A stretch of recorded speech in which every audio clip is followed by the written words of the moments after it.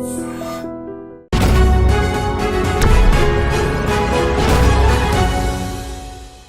And welcome to the point. Jani మాస్టర్ని అందరికీ తెలుసు, రిమాండ్కి పంపించారు. అయితే ఈ కేసు ఫలితం ఎలా ఉండబోతోందనే చర్చలు రకరకాలుగా జరుగుతున్నాయి. ఫస్ట్ ఆఫ్ ఆల్ అసలు జానీ మాస్టర్కి ఈ కంప్లైంట్ ఇచ్చిన కొరియోగ్రాఫర్కి మధ్య అంటే అనుబంధం 5 సంవత్సరాల పాటు ఎందుకు కనెక్షన్ కొనసాగింది మొదలుకొని అనేక రకాల క్వశ్చన్స్. ఇన్ని సంవత్సరాల తర్వాత ఎందుకు లేవనెత్తుతున్నారు ఈ కేసు విషయాలని.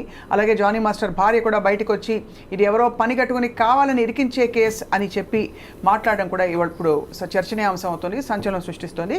ఇదే అంశంపై మాట్లాడబోతున్నాం. జానీ మాస్టర్కి ప్రూవ్ అయితే గనక ఏ అఫెన్సెస్ కింద శిక్ష పడే అవకాశాలు కనిపిస్తున్నాయి. ఒకవేళ ప్రూవ్ కాకపోతే వేర్ డస్ దిస్ గో? ఇది మరొక కేసులా అలా పక్కకెళ్ళిపోతుందా? లెట్స్ టాక్ టు భరద్వాజ్ గారు, అందరికీ సుపరిచిత senior journalist and film critic. నమస్కారం సార్. అలాగే జయంతి గారు is a very very active, informed, knowledgeable advocate. ముఖ్యంగా పాష్ అండ్ పాక్సో ఈ 2 చట్టాలకి సంబంధించి చాలా క్షుణ్ణంగా అధ్యయనం చేయడమే కాకుండా అనేక కంపెనీస్కి సెక్షువల్ హరాస్మెంట్ నివారణ కమిటీస్ సభ్యులుగా కూడా ఉన్నారు. కాబట్టి వారికి యాక్చువల్గా ఇది ఎలా ఫ్రేమ్వర్క్ ఎలా ఉంటుందో కూడా అర్థమవుతుంది. జయంతి గారు వెల్కమ్ అండి. Thank you so much for joining us. So first of all Bharadwaj గారు, మనం ఫ్యాక్చువల్గా కొన్ని పాయింట్స్ పెట్టుకుని మొదలు పెడతాం కాబట్టి మిమ్మల్ని అడుగుతున్నాం సార్, ఇది మరొక కేసుగా పక్కకి వెళ్ళిపోతుందా లేక దీని ప్రోగ్రెస్ని చూసి మీరు ఏమన్నా కొంచెం ఫలితం వస్తుందంటారా? అంటే కోర్టులోకి వెళ్ళింది కాబట్టి ఇప్పుడు విషయం అంటే అరెస్ట్ అయ్యాడు, ఆయన రిమాండ్కి వెళ్ళాడు, ఇప్పుడు జ్యుడిషియల్ కస్టడీకి అడుగుతున్నారు అనేది వినిపిస్తోంది. ఏది ఏమైనా కోర్టు పరిధిలోకి వ్యవహారం వెళ్ళింది కాబట్టి కొంత నిజానిజాలు ఏమిటి అనేది తెలిసే అవకాశం అయితే ఉంటుందండి. రైట్. అంటే ఇది ఇంకొక కేసు అయినా కావచ్చు. అంటే ఆయన ఏం ప్రొవైడ్ చేస్తాడు, వాళ్ళే అతనికి ఎగనెస్ట్గా వాళ్ళేం సాక్ష్యాలు ప్రొవైడ్ చేస్తారు, కోర్టులో కంటెస్ట్ చేస్తారు. కంటెస్ట్ అయిన తర్వాత కోర్టు ఏం అంటే నిర్ధారించాలి ఇతను క్రైమ్ చేశాడా లేదా అనేది నిర్ధారణ అయితే రైట్ అప్పుడు ఏమిటి పరిస్థితి అనేది. అతని మీద సీరియస్ సెక్షన్సే ఉన్నాయి, ఆరోపణలు ఉన్నాయి. అలాగే అతన్ని సపోర్ట్ చేసేటువంటి వ్యక్తులు కూడా చాలామంది ఉన్నారు. ఇప్పుడు చాలామంది కొరియోగ్రాఫర్స్ అతనికి మద్దతు ప్రకటిస్తున్నారు. అంటే చాలా కాలంగా ఉంది, వాళ్ళ మధ్య రిలేషన్ అయితే ఉందనేది ఎస్టాబ్లిష్ చేశారు అందరూ. ఆ అమ్మాయికి అతనికి మధ్య అతను అసిస్టెంట్ కొరియోగ్రాఫర్ ఆవిడ. ఆ అమ్మాయి ఒక రియాలిటీ షోలో పరిచయం అయింది. ఆ రియాలిటీ షోలో పరిచయమైనటువంటి అమ్మాయితో ఈయన కొనసాగించాడు అనుబంధాన్ని. అది సెక్షువల్ హెరాస్మెంట్కి వెళ్ళింది అనేది ఆ అమ్మాయి ఎలిగేషను. రెండోది చాలా విషయాలు రాసింది ఆవిడ కంప్లైంట్లో. మతం మారి అతన్ని పెళ్లి చేసుకోమని అతని వైఫ్ ఈ అమ్మాయిని ఫోర్స్ చేసినట్టుగా కూడా ఒక వాక్యం రైట్ ఉంది దానిలో. అది ఒక యాంగిల్ తీసేసుకుని దాని మీద లవ్ జిహాద్ అనేటువంటి చర్చలు ఒకవైపు జరుపుతున్నారు. అవును. రెండో వైపు ఇంతకాలం ఎందుకు ఆగింది ఈ అమ్మాయి, ఎందుకు ఓపెన్ కాలేదు అనేది ఒక చర్చ. అంటే వీళ్ళిద్దరూ రిలేషన్లో ఉన్నారు, మణికొండలో ఏదో ఫ్లాట్లో ఉన్నారని కూడా ఎస్టాబ్లిష్ చేశారు కొంతమంది.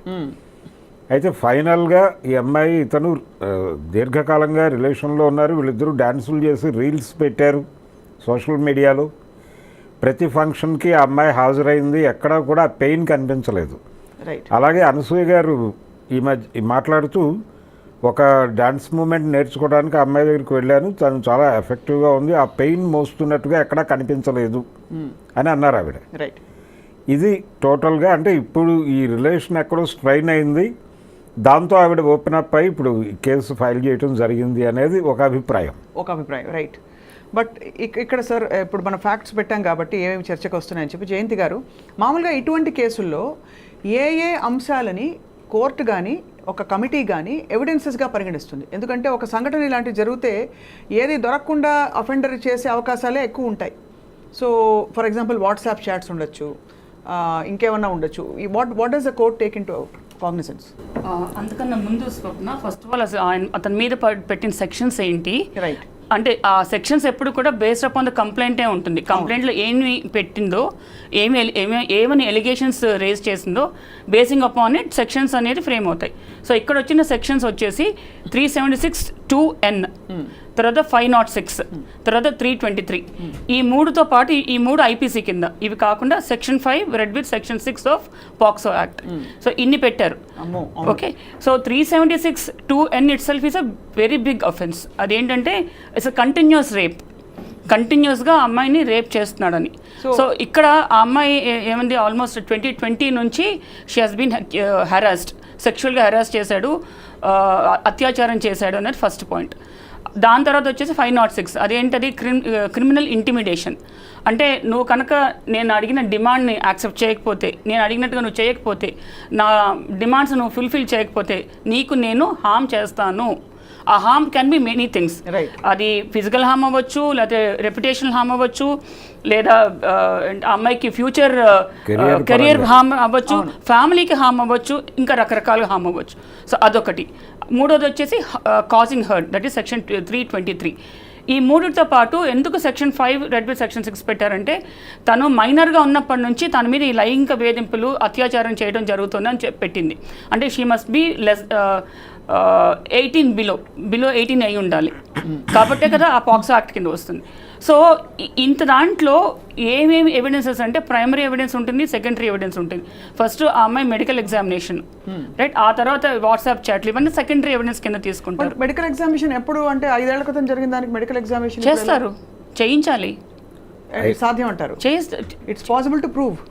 5 ఏళ్ల క్రితం medical examination possible to prove కదా. అసలు అమ్మాయి ఫిజికల్ అనాటమీ ఏంటి, ఎలా ఉంది లోపల తెలుసుకోవడానికి. So because that is a rape, so physical examination జరగాలి, మెడికల్ ఎగ్జామినేషన్ జరగాలి. A particular rape to the offender, how do you attribute it? అది ఓవర్ పీరియడ్ ఆఫ్ టైం, అంటే అదొక్కటి సైలోలో తీసుకోరు కదా Swapna. So there will be many things. Investigation జరుగుతుంది. ఇప్పుడు ఇంకా రిమాండ్గా వెళ్ళాడు, 14 days జ్యుడిషియల్ కస్టడీకి వెళ్ళాడు. ఆ తర్వాత ఈ లోపల పోలీసులు ఛార్జ్షీట్ ఫైల్ చేయాలి, ఇన్వెస్టిగేషన్ చేయాలి. ఆ తర్వాత అవన్నీ ఒక్కొక్కటి బయటకు వస్తాయి. ఏది కూడా సైలోలో ఎవిడెన్స్ తీసుకోరు, సర్కమ్స్టాన్షియల్ గా తీసుకుంటారు. ఐ అగ్రీ మ్యామ్, బట్ మీరు కూడా కమిటీలో ఉన్నారు కాబట్టి. అవును. ఇప్పుడు ఒకనొక వ్యక్తి, వీళ్ళని కాదు, వచ్చి మీకు నాకు హెరాస్మెంట్ జరిగిందంటే టిపికలీ మీరు ఏ యాంగిల్స్ లో మీరు అంటే దాన్ని పరిశీలిస్తారు, మీరు కానీ మీలాంటి సభ్యులు కానీ? నార్మల్గా ఇప్పుడు మేము పాష్ కమిటీలో ఉన్నాను, దాదాపు ఒక 8 కంపెనీస్లోనే ఉన్నాను, ఎక్స్టర్నల్ మెంబర్ గాను, ఎంక్వైరీ ఆఫీసర్ గాను. సో ఇక్కడ ఏంటంటే ఏ సెక్షువల్ హెరాస్మెంట్ కూడాను బ్రాడ్ డేలైట్లో జరగదు, అందరు ముందు 10 మంది అందరూ చూస్తుండగా జరగదు. Correct. So on the scale of 10, 9 కేసెస్లో సైలోస్ జరుగుతాయి. అంటే ఇప్పుడు సపోజ్ కంపెనీస్ ఉన్నాయనుకోండి, వాళ్ళ క్యాబిన్స్లోనో లేకపోతే లిఫ్ట్లోనో ఎక్కడైనా జనసంచారం లేని చోట వాళ్ళిద్దరు మాత్రమే ఉన్న చోట. సో అటువంటి చోట మీకు ఎప్పుడు కూడా డైరెక్ట్ ఎవిడెన్స్ దొరకదు, సెకండరీ ఎవిడెన్స్, సర్కమ్స్టాన్షియల్ ఎవిడెన్స్ దొరుకుతుంది. సో మేము నార్మల్గా అటువంటి చోట్ల ఏం చేస్తామంటే, అసలు ఆ అక్యూజ్డ్ మిగతా అందరితో ఎలా ఉన్నాడు అది ఫస్ట్ చూస్తాం. అది ఓవరాల్ అతని బిహేవియర్ ఏంటి, అతని పర్సనాలిటీ ఏంటి, ఎలా మూవ్ అవుతున్నాడు, అండ్ ఈ అమ్మాయి ఏం చెప్తోంది. సో మాకు సీసీటీవీ కెమెరా ఫుటేజెస్ దొరకవచ్చు. సో ఇలా రకరకాలుగా మేము పరిగణనలు తీసుకుంటాం. అయితే ఒక పాయింట్ ఏంటంటే, అతను అందరితో చాలా మంచిగా ఉండొచ్చు, మేము దాన్ని జెంటిల్మెన్ సిండ్రోమ్ అంటాం.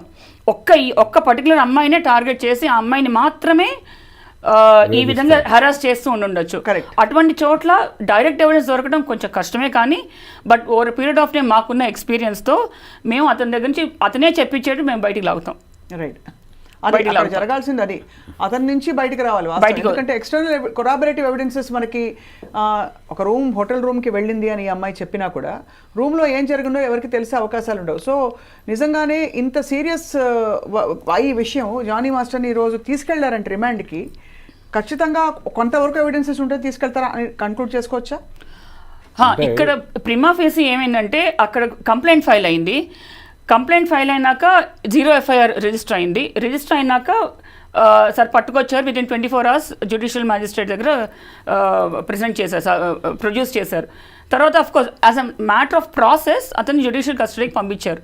సో ఎవిడెన్స్ ని కన్సిడర్ చేశారా అంటే అది ఈ స్టేజ్ లో జరగదు, ఇంకా జరగదు. Nothing is proven until proven everybody is deemed innocent in the court in the eyes of law. Right.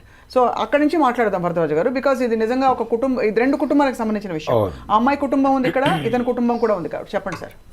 అయితే ఆ అమ్మాయి అంటే ఇతని వైఫ్ ఆ అమ్మాయి మీద, ఆ అమ్మాయి కుటుంబం మీద కూడా కొన్ని ఎలిగేషన్స్ రైజ్ చేశారు. నిన్న ఆవిడ ఇచ్చినటువంటి ఇంటర్వ్యూస్లో ఆ అమ్మాయి తన కెరియర్ కోసం ఏం చేయడానికైనా సిద్ధపడేటువంటి మెంటాలిటీ ఉంది అన్న పద్ధతిలో ఒక దాడి చేసింది ఆవిడ.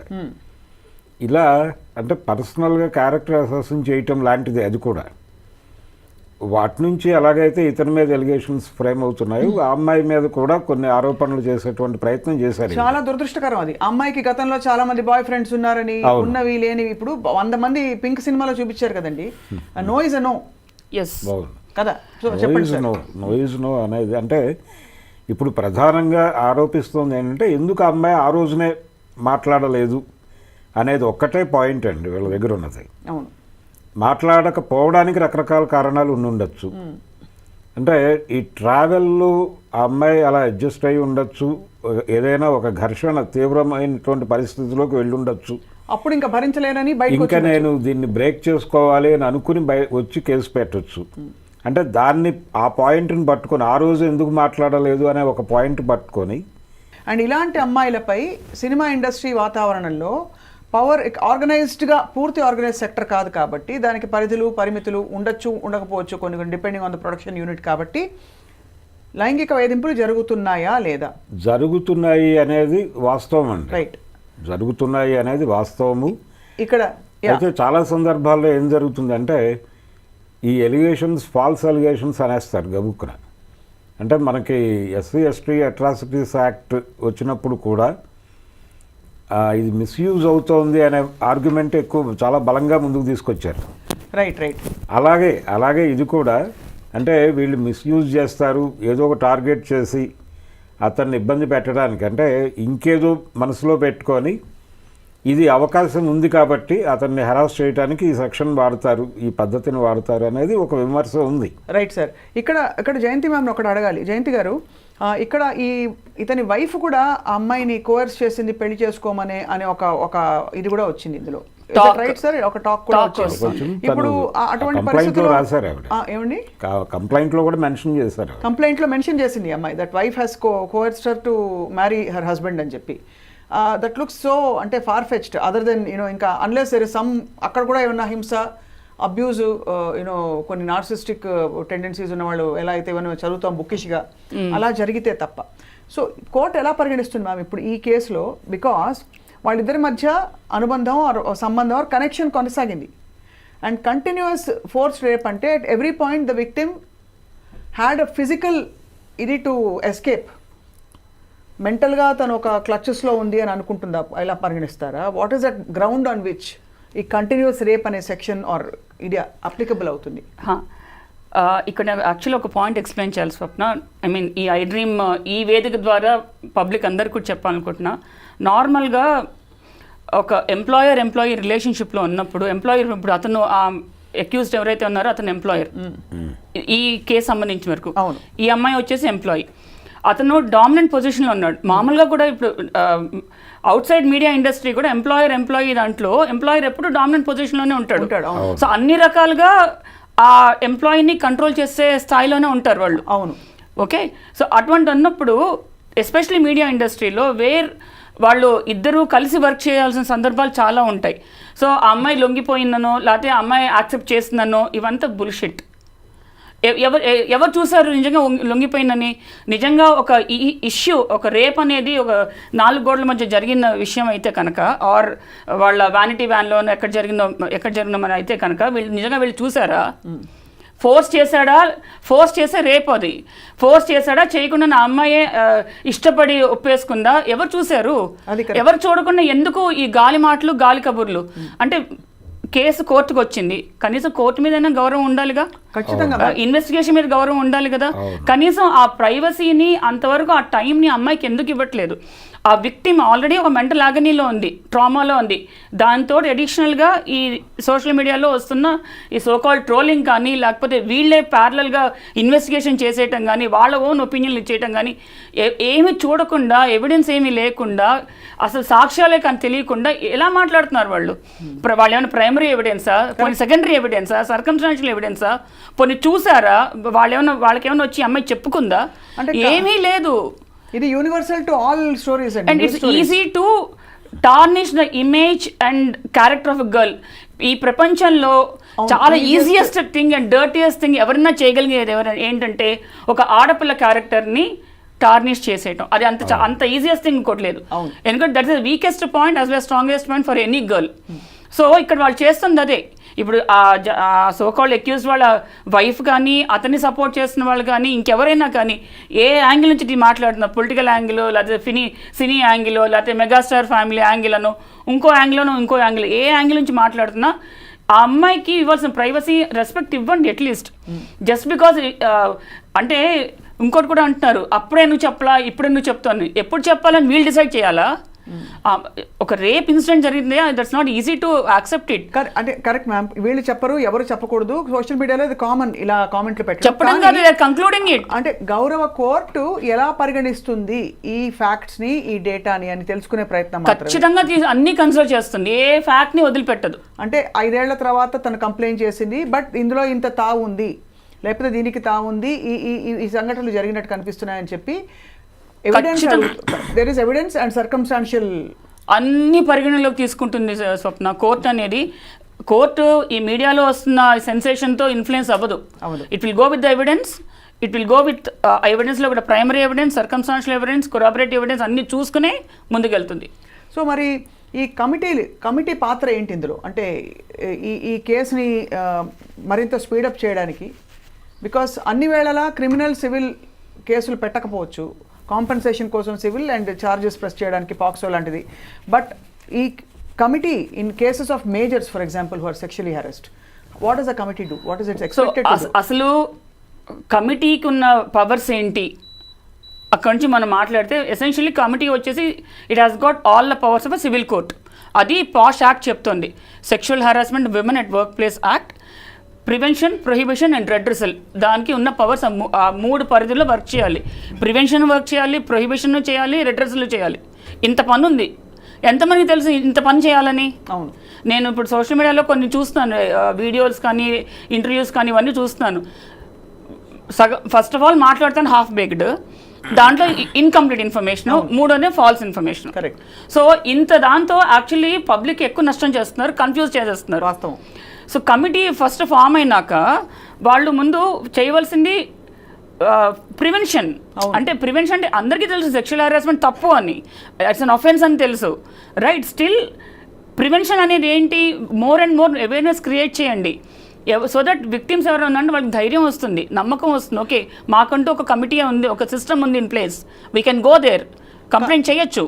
కానీ మీరు అనేది రైట్, చాలా రైట్ జయంతి గారు. భరద్వాజ్ గారు, మామూలుగా ఎవరైనా గొంతెత్తి ఒక మాట మాట్లాడితేనండి ఇలా జరిగింది నాకు అని చెప్పి చిన్మయి శ్రీపాద తను చెప్పిన సందర్భాలు ఉన్నాయి. చాలా మంది సెలబ్రిటీస్ వాళ్ళ గొంతు నొక్కేసే ప్రయత్నాలు చాలా జరిగాయి.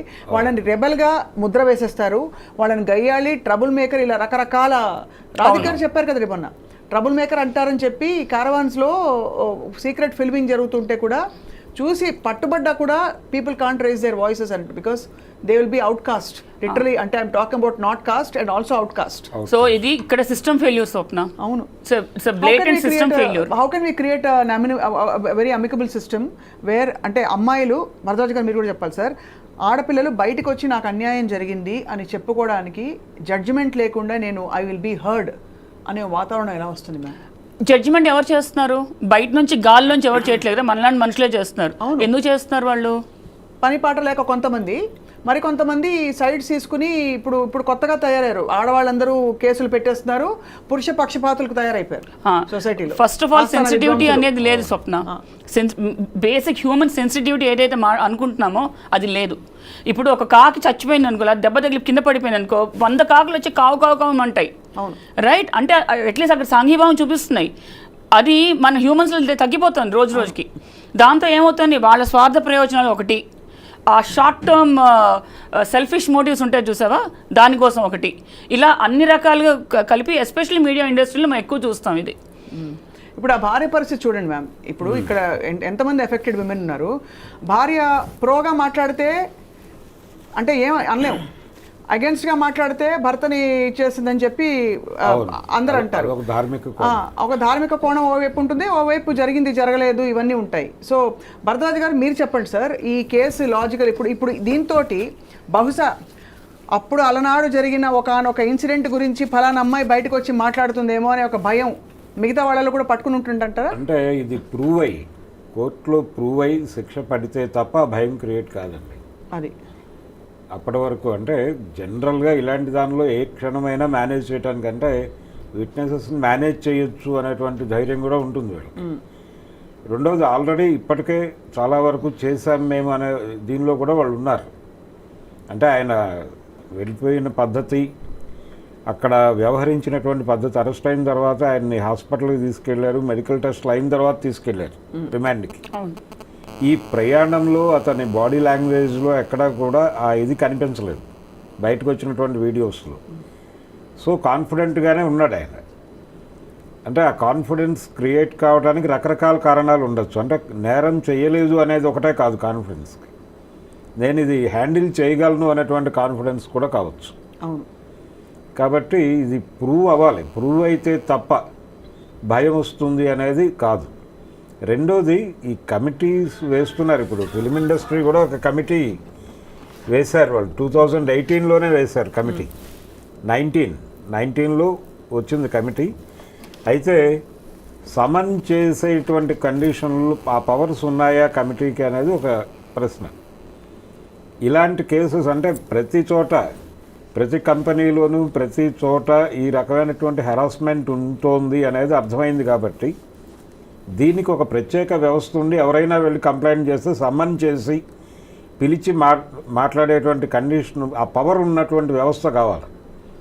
అంటే ఒక కోర్టు అవసరం ఉందేమో అనేది నా పర్సనల్ ఒపీనియన్.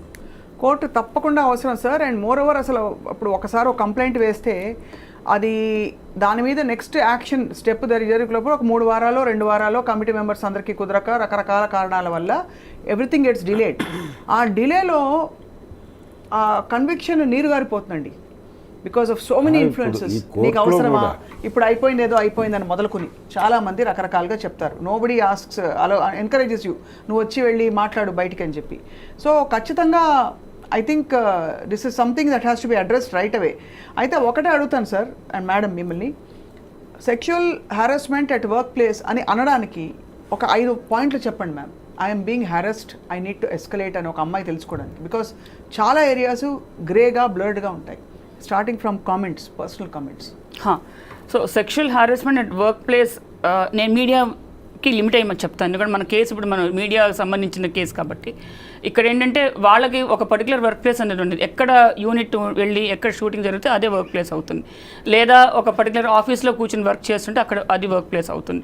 లేదా ఒక స్టూడియోలో, ఇప్పుడు మన స్టూడియోలో ఉన్నాం, ఇది వర్క్ ప్లేస్, ఇది ఒక వర్క్ ప్లేస్. ఇక్కడ ఈ స్టూడియో పెద్దలు ఉంటారు కదా, స్టూడియో ఎవరైతే యజమాన్యం, వాళ్ళందరూ కూడా ఏం చేయాలంటే ఫస్ట్ ఎవరైతే ఈ వర్క్ ప్లేస్లోకి వస్తున్నారో ఇది సేఫ్ ప్లేస్ టు వర్క్ అని ముందు అష్యూరెన్స్ ఇవ్వాలి. అవును, నెంబర్ 1.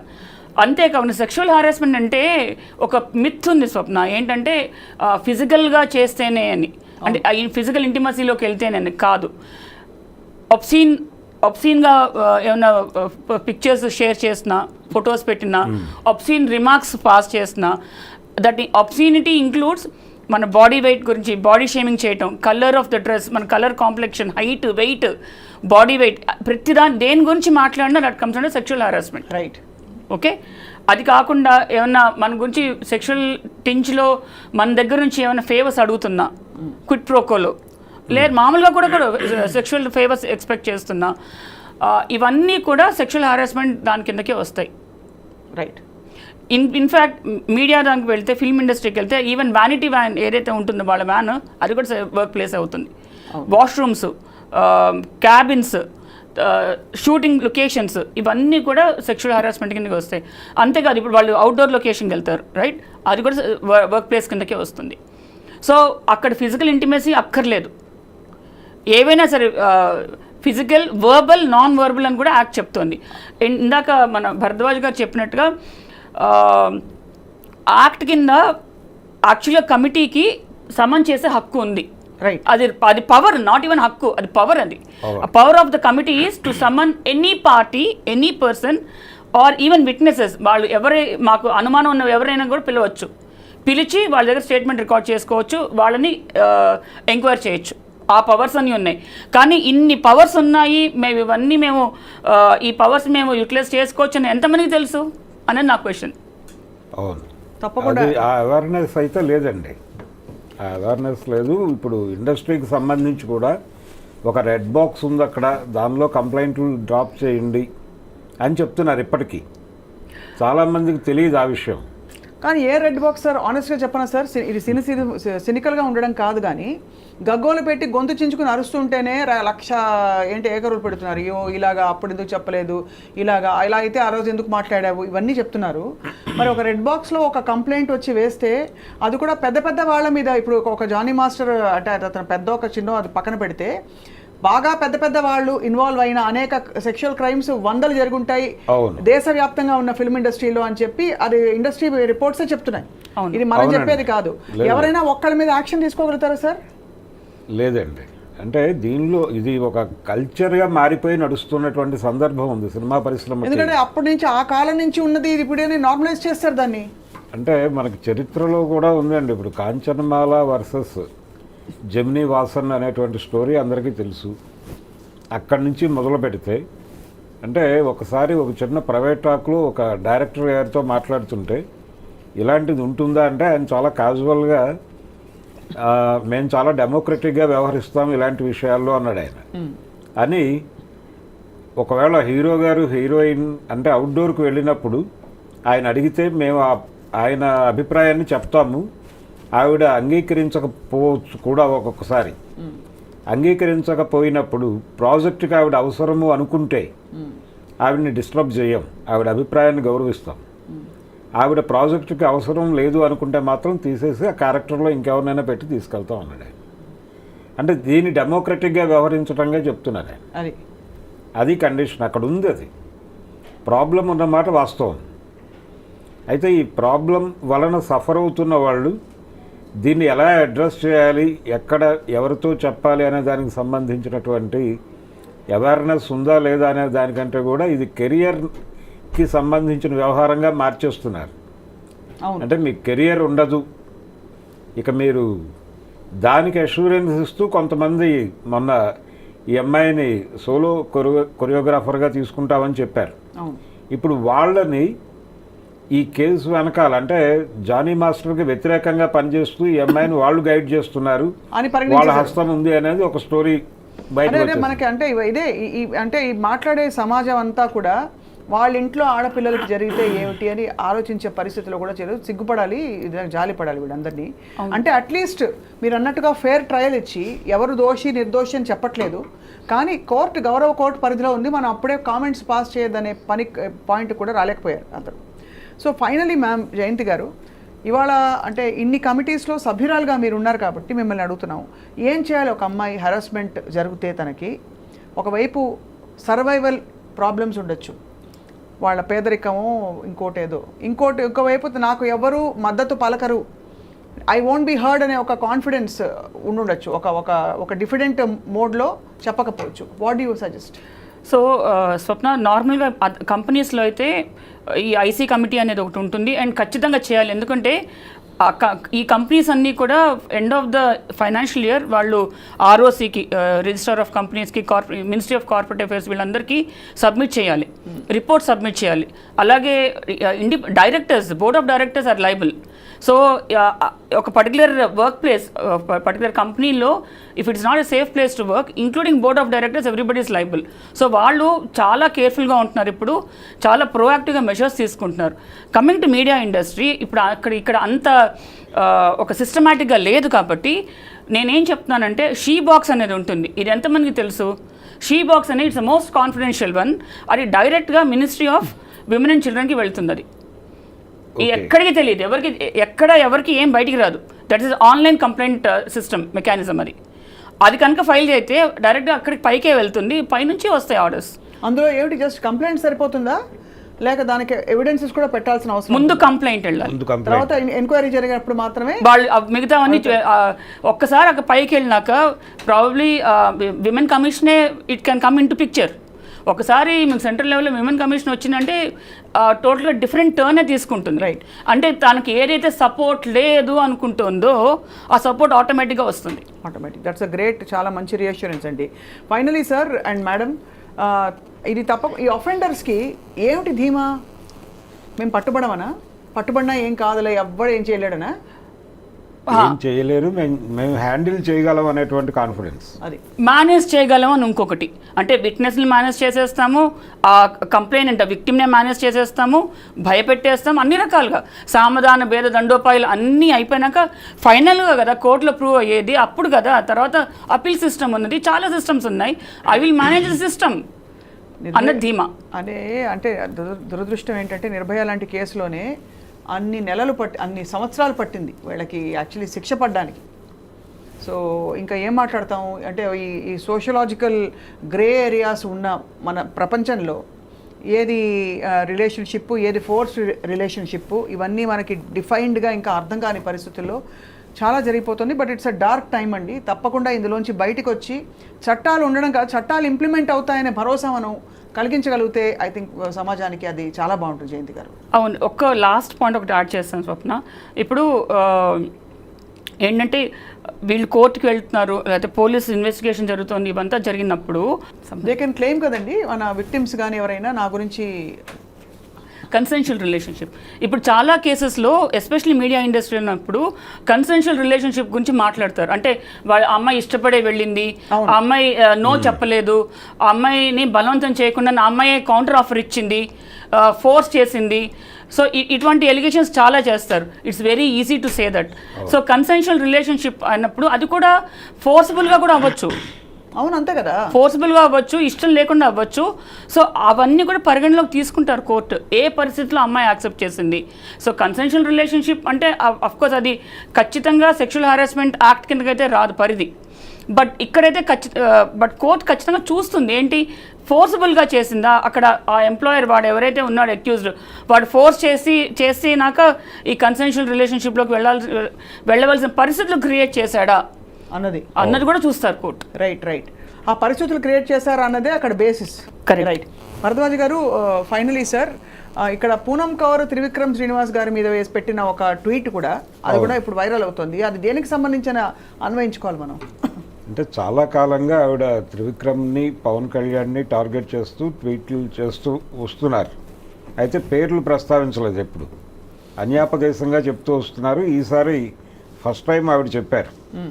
అయితే ఇక్కడ ఆవిడ కంప్లైంట్ ఎప్పుడో ఇచ్చాను మా అసోసియేషన్కి అని చెప్తున్నారు ఆవిడ. ఆ కంప్లైంట్ మీద ఏ చర్య తీసుకోలేదు అని ఆవిడ చెప్తున్నారు. అయితే మా అసోసియేషన్ ఏం చేయాలి? వాళ్ళకు కూడా కమిటీ ఉంది, ఆ కమిటీకి ఫార్వర్డ్ చేశారా లేదా అనేది చెప్పాలి వాళ్ళు. అవును, కంప్లైంట్ లాంచ్ అయి ఉంటే వాళ్ళు చూస్తుంటే ఆ కమిటీకి రిఫర్ చేయాలి, లేదు ఛాంబర్ ఏర్పాటు చేసినటువంటి కమిటీకి అయినా పంపించాలి. అవును, ఈ రెండు పనులు జరిగినట్టుగా కనిపించడం లేదు. కాబట్టి ఇప్పుడు ఆవిడ ఓపెన్ డాన్స్ మీద మాట్లాడేశారు, పబ్లిక్ డొమైన్లోకి వచ్చేసింది. అవును, కాబట్టి ఇప్పుడు మా అసోసియేషన్కి ఎవరైతే బాధ్యత వహిస్తున్నారో మంచు విష్ణు గారు, ఆయన ఓపెన్గా వచ్చి మాట్లాడాలి. ఏంటి కంప్లైంట్ వచ్చింది, రాలేదు, లేదు, ఇప్పుడు ఆవిడ ఆ కంప్లైంట్ కనిపించట్లేదు అని కూడా చెప్పచ్చు.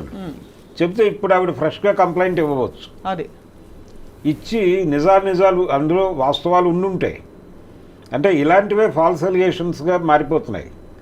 దీనివలన ఏంటంటే వ్యవస్థ మీద ప్రభావం పడుతుంది. అంటే ఇక్కడ ఇతివృత్తం ఏమిటి, ఏం కంప్లైంట్ ఇచ్చినట్టు మనం అన్వయించుకోవాలి? అంటే ఆవిడ ఓపెన్గా చెప్పారు కదండి, ఆవిడ ట్వీట్లోనే నన్ను హెరాస్ చేశారు అని. ఆ హెరాస్మెంట్కి సంబంధించే ఆవిడ ఇప్పుడు సీరియస్గా మళ్ళీ కంప్లైంట్ ఇవ్వవచ్చు ఆవిడ అవసరమైతే. కానీ ఇది లేవనెత్తడంలో ఆంతర్యం ఏంటి, ధైర్యం వచ్చింది అనుకోవాలా ఇప్పుడు? అంటే అందరూ ఎలాగో మాట్లాడుతున్నారు, నేను మాట్లాడుతున్నారు కాబట్టి నేను మాట్లాడుతున్నాను అన్నట్టుగానే చెప్పారు ఆవిడ. కానీ అది కూడా కమిటీ ముందుకు వచ్చిన తర్వాత, విచారణ జరిగిన తర్వాత మాత్రమే దాని మీద అది నిజమా కాదా అనేది అప్పుడు మాట్లాడాలి. రైట్.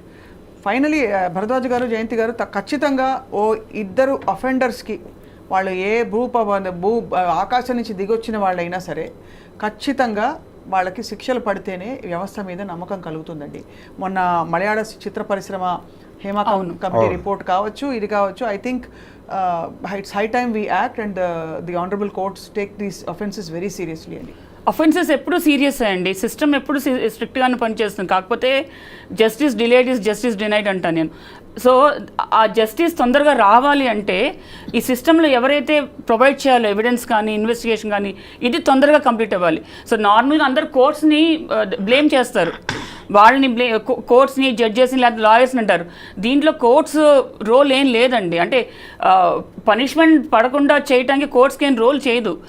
కోర్ట్స్కి అందరూ ఒకటే, వాళ్ళు ఒకటే, వీళ్ళు ఒకటే, అందరూ ఒకటే. వాళ్ళకి కావాల్సిన కోర్ట్స్కి కావాల్సిన ఎవిడెన్స్, రైట్, ఆ ఎవిడెన్స్ కనుక సరిగా తీసుకొచ్చి చూపిస్తే court will definitely take its role. అదే ఇప్పుడు మనం అక్కడ కల్కటా కేసు చూస్తే సుప్రీంకోర్టు వచ్చి చివాట్లు పెడితే తప్పిస్తే యంత్రాంగంలోని వివిధ భాగాలు వర్క్ చేయడం స్టార్ట్ అయ్యాయి కదా.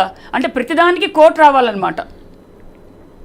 కోర్టు రావాలి, కానీ కోర్టులు అతి త్వరగా పరిష్కరించి ఒక మోడల్ ఏర్పాటు చేసి ఒక మోడల్గా దీన్ని ఎస్టాబ్లిష్ చేయగలిగితే మాత్రం చాలా గ్రేట్గా ఉంటుందండి, చాలా బాగుంటుంది.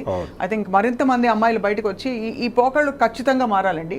స్త్రీ స్వేచ్ఛ, మనం విమెన్ ఈక్వాలిటీ 33% ఇన్ చట్టసభల్లో అవన్నీ మాట్లాడుతున్న రోజుల్లో ఇలాగా గౌరవప్రదమైన వర్క్ ఎన్వైరన్మెంట్ ప్రొవైడ్ చేయలేని ఒకటి it's a major failure in our country. Exactly, true, actually across the world, primarily in our country.